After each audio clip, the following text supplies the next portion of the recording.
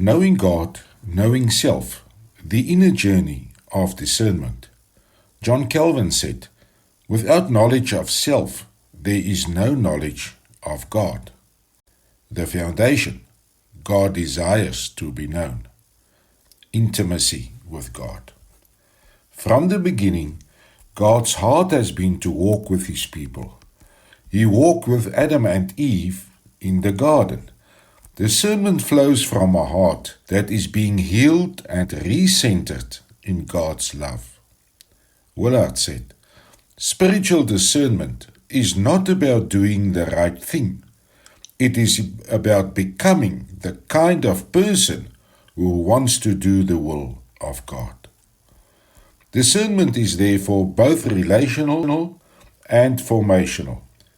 It is birthed out of a relationship with God, and it forms us as we walk in intimacy with Him.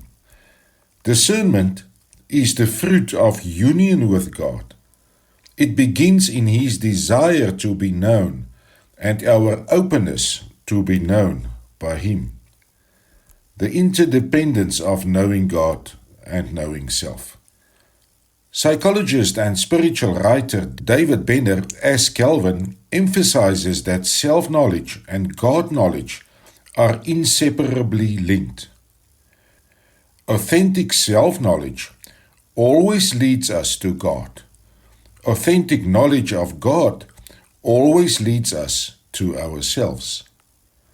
Discernment matures in this holy exchange. When we resist self-knowledge, our view of God becomes distorted. When we resist God-knowledge, our view of ourselves remains skin-deep. When we welcome both, our hearts are trained to listen and respond more clearly to God's voice. This is eternal life, that they know you, the only true God, and Jesus Christ, whom you have sent. The journey inward, knowing yourself in God. When we live from false selves, rooted in fear, ego, or shame, we filter God's voice through distortion. It becomes weak. To hear God clearly, we must grow in awareness of our true selves in Christ. The false self seeks control, approval, and security. It lives by comparison, fear, and inferiority. The true self lives in trust and communion. Discernment helps us notice which self is speaking, desiring, or acting in any given moment. When you notice your fear, your pride, your jealousy, don't condemn it. Simply recognize it and bring this to the still point where God is loving you into being. Self-examination guided by God's Spirit can deepen discernment. What is my emotion? Where does this feeling come from? Why do I think the way I'm thinking? Why did I act in this specific way? What drives me? As we wrestle with these questions, what once seemed urgent loses its grip. God reshapes our priorities, showing that success, popularity, and influence matter less than His heart of love. This requires prayerful openness, Spirit-guided self-examination, letting the Spirit shed light on our hearts. Discernment and identity. When we lose touch with our identity as beloveds in Christ, discernment can become anxious and controlling. We fear making the wrong move, disappointing God, losing control. Discernment is not about control. It is about confidence in love. Paul reminds the Colossians, "Your life is now hidden with Christ in God." When we return to our belovedness, our inner life becomes a sanctuary where God speaks. This awareness is cultivated in solitude and self-reflection. Richard Rohr reminds us, God is never not present. What's missing is our awareness. Biblical examples of growing in discernment. Peter, he thought he was fearless, but Jesus revealed his denial. That painful discovery deepened his discernment and prepared him to shepherd others. Moses, he saw only inadequacy. I'm slow of speech. Yet God revealed himself as I am, the one who equips. Moses discerned his true calling in this exchange. Isaiah, in the temple vision, he saw God's holiness and his own sin. That dual vision opened him to God's purifying grace and clear commission. Zacchaeus, the chief tax collector, he saw his greed and selfishness in the light of Jesus' gesture of friendship and unconditional love towards him. In each case, deeper knowledge of God unveiled deeper truth about the self, and honest self-knowledge in turn opened space for God's will to be discerned. A prayer practice. Returning to the belovedness, living from the true self. Sit quietly and take a few deep breaths. Place your hand on your chest and whisper slowly, I am the one Jesus loves. Let this be your prayer until it settles deep within. Remain until peace comes. Practice this daily. An integration exercise. Awareness and self-reflection. Silence. Take 10 minutes in stillness before God. Journal reflection. Write honestly. When do I feel most myself, most at peace, whole and alive in God? When do I feel false, driven, anxious, comparing, pretending? Where do I sense God's invitation today? Pray. Offer these reflections to God with openness.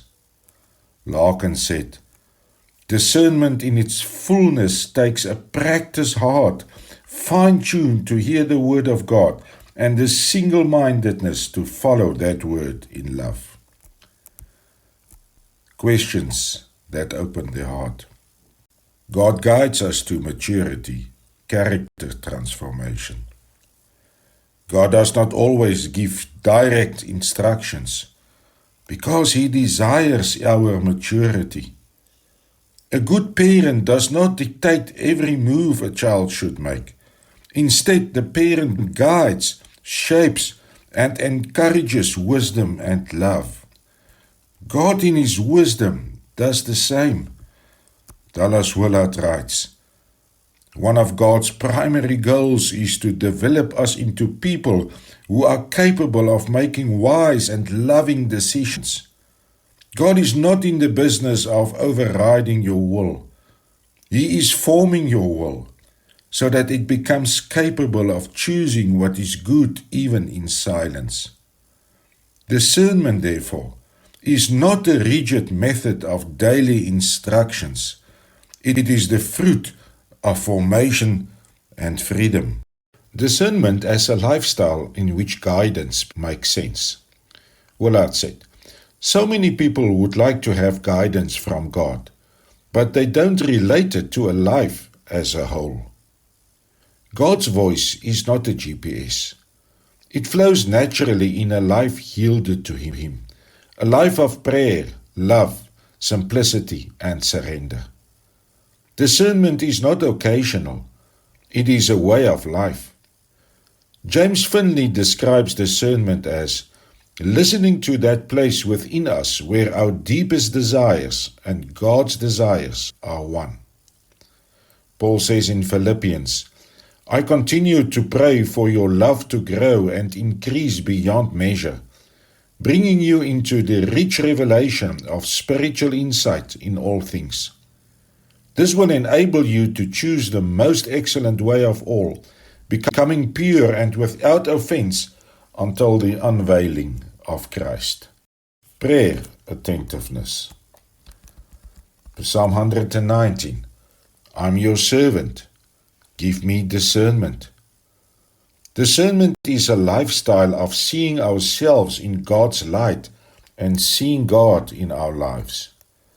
Henry Nouwen reminds us, the spiritual life is not a life before, after, or beyond our everyday existence, but within it. Discernment helps us to recognize the presence of God in the midst of our daily lives. When knowing God and knowing self flow together, discernment is woven into ordinary moments, how we respond in relationships, how we make choices, how we live as children of light.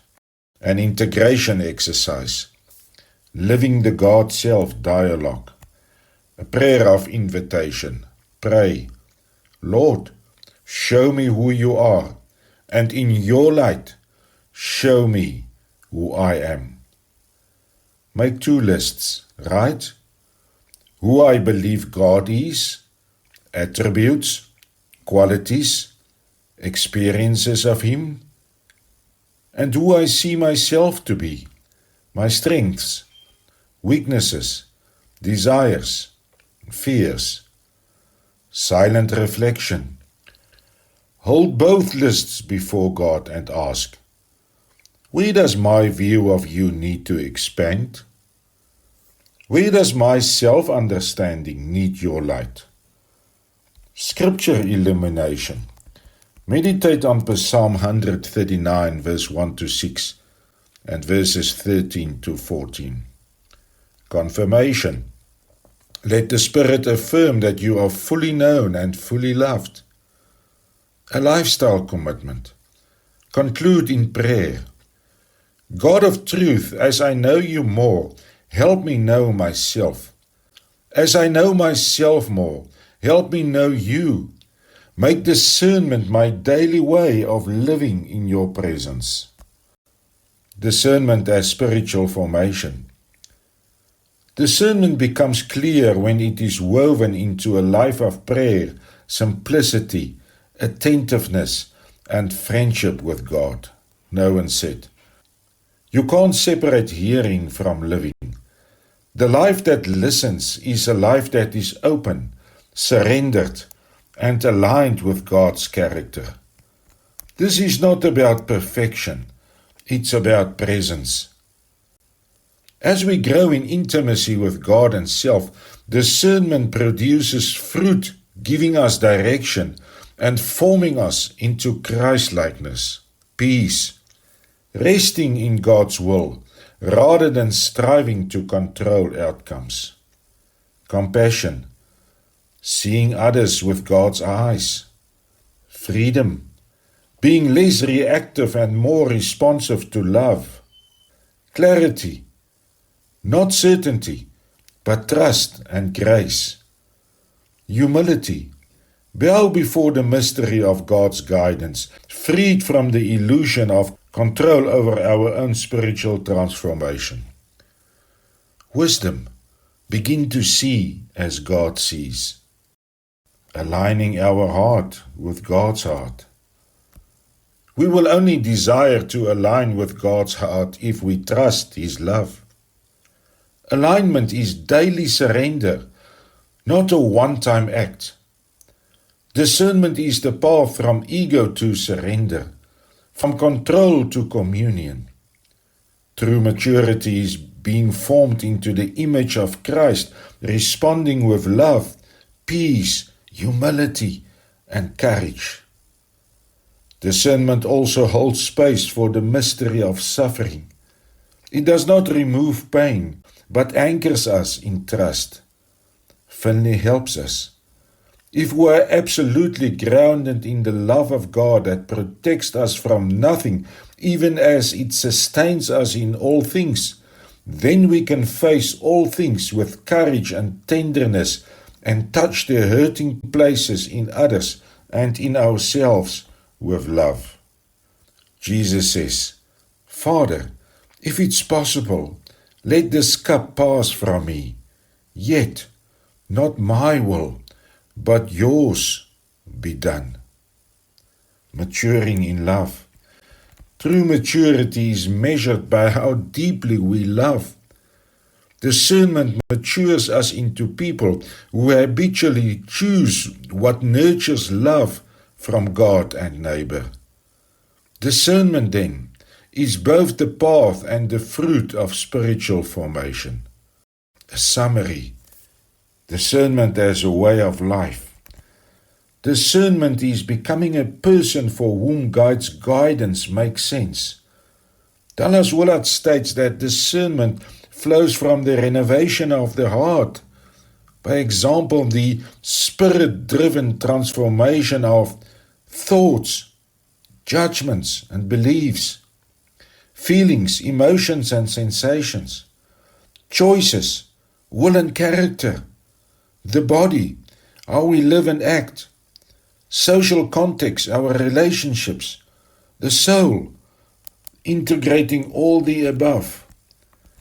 Discernment is the fruit of listening to God's heart, to God's word, to the Spirit's movement within us. In this way, Scripture becomes a living voice. The Gospels become a meeting place with Jesus, and our hearts become the terrain of divine communication. Corinthians says, we have the mind of Christ. It is the life of a disciple, attentive, surrendered, open. It flows from a heart that listens and delights in being with God. His voice heals and liberates. It is not a technique, but a relationship. It draws us closer. It is formed in silence, shaped in prayer, and He expresses it in love. To know Him means to be changed by Him, sometimes painfully, but always joyfully. It brings us closer to whom He had created us, authentic, our true selves. It motivates us to build His kingdom, not my own. Our lives bear fruit of love, humility, servanthood, patience, restoration, gratitude, and honesty. Anchored in prayer. Matthew says, you therefore will be perfect, growing into spiritual maturity both in mind and character, actively integrating godly values into your daily life, as your heavenly Father is perfect. A discerning heart responds from the deep truth, God alone suffices. Teresa of Avila's prayer. Let nothing disturb you. Let nothing frighten you. All things are passing away. God never changes. Patience obtains all things. Whoever has God lacks nothing. God alone suffices.